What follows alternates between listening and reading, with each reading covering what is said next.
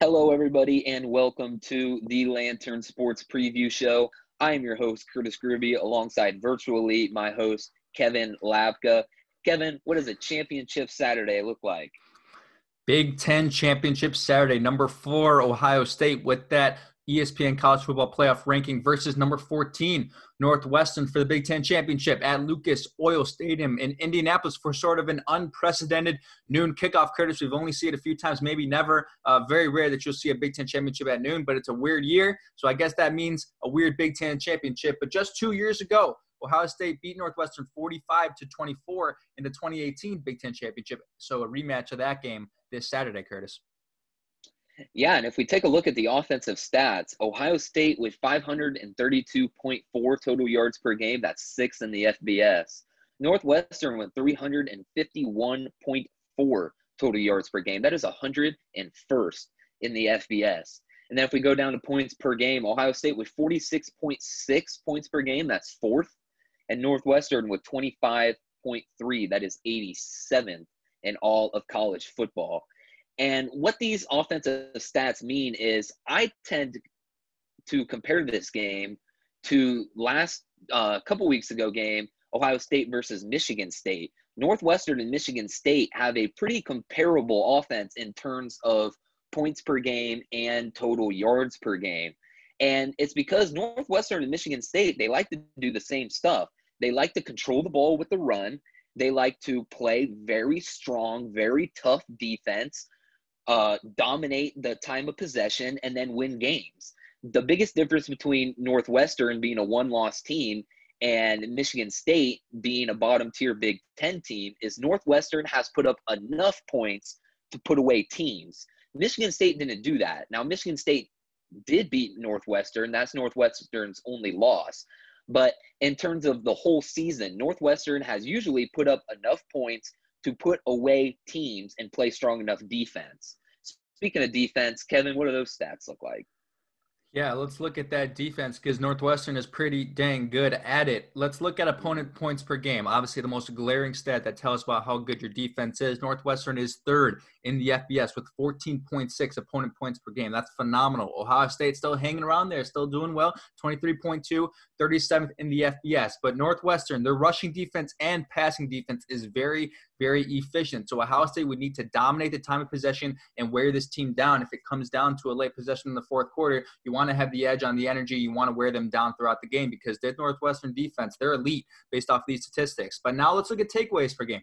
Another area where both teams are very, very good, top 10 in the FBS. Very rarely will you see a matchup between two teams where they are top 10 in a few categories. This is one of them. Takeaways per game. Northwestern 2.3, 8th in the FBS. Ohio State even better than that. They're top 5 at 4th with 2.6. But Curtis, as we know, you can get all the fumbles and interceptions and everything you want, but it does not matter unless you capitalize off of those turnovers. We've seen teams against Ohio State. We've seen Ohio State not do that in the past where they've gotten the turnovers. They've gotten the ball back for their offense, and their offense has not capitalized. So it's going to be important because as we see these statistics, it's likely one of these teams will get multiple takeaways, but which team will score off of those takeaways, that's going to be the important thing to look at. But now let's go to our first over or under here for Curtis about the offense. Ohio State 150 yards rushing. Curtis, you going over or under for this one?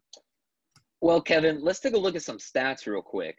In terms of rushing yards a game, Ohio State is averaging 251 rushing yards a game. That's 7th in the FBS. But Northwestern is only allowing 121.9 rushing yards per game. That is 21st in defense for the FBS. So I'm actually going to take under. I know Ohio State, with 251 average rushing yards a game, the stats are telling me over. But I honestly think it's going to be under because I think Ohio State is going to try to keep a solid rushing game going, but I think that they're going to have more success through the passing game. I think that Ohio State is going to rely on Justin Fields and Justin Fields' arm to win this game. And I think that Ohio State, that's what they can do. That's what Ohio State can do.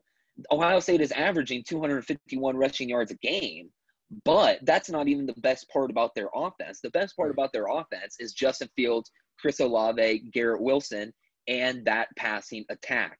So I am going to go against the stats and say under, but I hope I am proved wrong this Saturday.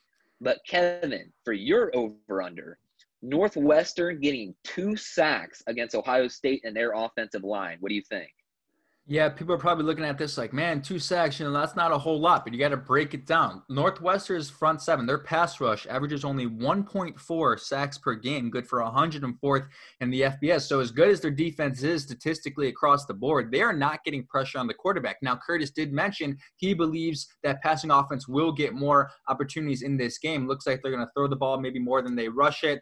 You'll just see more opportunities from that passing offense to have the Northwestern defense get after them. So there's the only possibility there I think Northwestern could get 2 sacks is if they do throw it at a high volume, it'll give that front seven more of an opportunity. But you have to look at the Ohio State offensive line, which might be shaken up due to COVID, and Curtis is going to break that down. But they are 111th in the FBS with a 9.4% sack rate, which, it doesn't sound too bad, but it means they allow a sack on 9.4% of plays. Again, 111th in the FBS is not very good. So as talented of players they have in that offensive line, Wyatt Davis, one of the best in the country. You've got other guys on that line who are good, solid players. As a unit, they're not putting up the production that they would have expected. Now, luckily, they are going against a Northwestern front seven that is not as daunting as maybe you would expect from a number 14 team in the country and a defense as good as they are. So I'm going to go under here. I think Northwestern gets under 2 sacks. This offensive line has had a few weeks without a game to kind of figure things out, break it down, understand what's kind of been going wrong these first few weeks, figure it out, and come out in the Big Ten championship and shut down that Northwestern pass rush. So I'm going to go under right there, Curtis. Yeah, Kevin, you talked about how it's been a couple of weeks since they've had a game. And according to Big Ten protocol, if you test positive for COVID-19, you have to sit out for 21 days so they can do further testing and make sure that you are fully prepared to return back to the field. And since Ohio State had their breakout, it's been around 21 days. Saturday will be close to that 21-day mark. And I know some offensive linemen this week have already returned to practice. So it's going to be interesting to see who's out there playing that wasn't out there playing against the Michigan State game. As you know, they had 3 offensive linemen that weren't playing, and then they had 4 offensive linemen in different positions against Michigan State. So it's going to see what kind of offensive line do we have? Do we have the second team starters back in, or do we have the starters from the beginning of the year back in? It's going to be interesting to see, and it's definitely something to keep a lookout. But that's going to do it for us for the Lantern Sports Preview Show. Make sure you look out for us after the game for the after show, and follow us on all of our social medias and our YouTube. I'm your host, Curtis Gruby. That is my co-host, Kevin Lapka, and we will see you next week.